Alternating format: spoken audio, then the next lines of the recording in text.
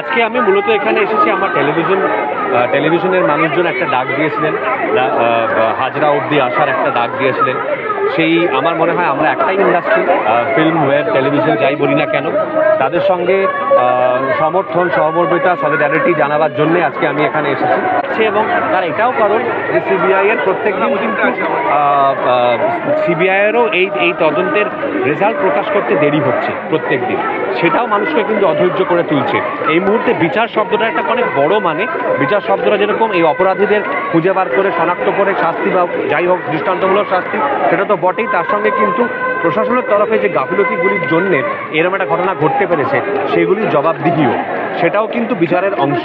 এবং তার সঙ্গে যে অসাম্যের ভাবনা থেকে, নারী পুরুষের মধ্যে যে অসাম্যের ভাবনা থেকে ধর্ষণের মতো ঘটনা ঘটে সেইটাকেও নির্মূল করা, এই সবটাই এই মুহূর্তে বিচারের আওতায় পড়ে বলে মনে হচ্ছে।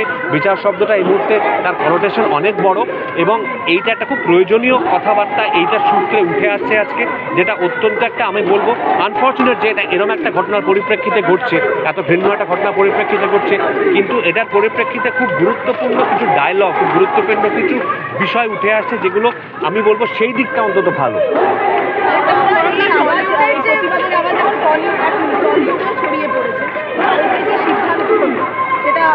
না, এইটা একটা ভুল ধারণা। আমার মনে হয় যে এই আবহাওয়ায় হয়তো আমরা দেখতে পাচ্ছি জিনিসটাকে, কিন্তু যারা সেক্সুয়াল হ্যারাসমেন্ট নিয়ে কাজ করছেন তারা কিন্তু বহুদিন ধরে কাজ করছেন। কোন মানসিকতা থেকে সেক্সুয়াল হ্যারাসমেন্ট আসে, কিভাবে সেক্সুয়াল হ্যারাসমেন্ট বা যৌন নিগ্রহকে নর্মালাইজ করা হয়, এবং একমাত্র মানে ফিজিক্যাল কন্ট্যাক্টই সেক্সুয়াল হ্যারাসমেন্ট নয়, এটা নিয়ে তারা অনেক দিন ধরে কাজ করছেন। আমার মনে হয়, আবারও বলছি, এটা খুব দুর্ভাগ্যজনক যে এরম একটা ঘটনার বাতাবরণে বা পরিপ্রেক্ষিতে এই আলোচনাটা শুরু হয়েছে, কিন্তু জরুরি আলোচনা প্রচণ্ড এটা। তার কারণ খুব ছোট ছোট জিনিস থেকে সেক্সুয়াল হ্যারাসমেন্টকে নর্মালাইজ করা শুরু হয়। একটি কর্মক্ষেত্রে 4 জন মহিলা আছেন, 10 জন পুরুষ আছেন, 10 জন পুরুষ 4 জন মহিলার সামনে আরামসে ভাবতে পারেন তারা কোনো যৌনগন্ধি বা সেক্সুয়াল কোনো জোক ক্র্যাক করতে পারেন বা এমন কথা বলতে পারেন। সবাই আপনারা এখানে প্রচুর মহিলা আছেন, আপনারা সকলে এটা ফেস করেন আমার ধারণা, এবং আপনাদের কাছে এক্সপেক্ট করা হয় যে আপনারা এটা মেনে নেবেন বা তার সঙ্গে হাসবেন, এবং আপনাদের একবারও জিজ্ঞেস করা হয় না যে এই সরি ভাই তোমাদের সামনে এটা বলবো কি, বা এটা এইখান থেকে নর্মালাইজেশনটা শুরু হয় সেক্সুয়াল অফেন্সে। তো এই আলোচনাগুলো ভীষণভাবে প্রয়োজনীয় আলোচনা।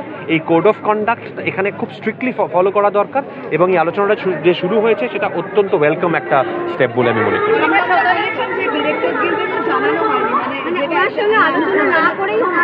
ওনার সঙ্গে ওনার প্রতি সম্পূর্ণ সম্মান জানিয়েই বলছি ওনার বক্তব্যের প্রতি, যে উনি যেখানে ওনার নিজের দোষটি স্বীকার করেছেন, সেখানে আমাদের তরফে, আমাদের পরিচালকদের কমিউনিটির তরফে যেটা মিনিমাম, ন্যূনতম যেটা আমরা করতে পারি সেটা হচ্ছে ওনাকে সাসপেন্ড করা।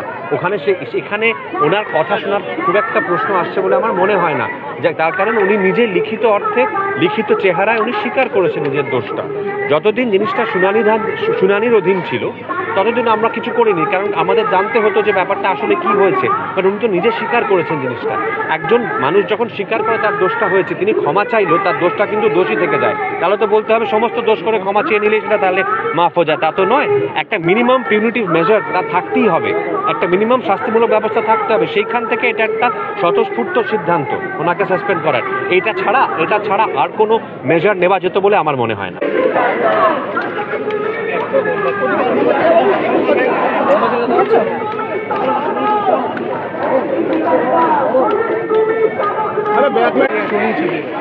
বেদি একটা হয়েছে,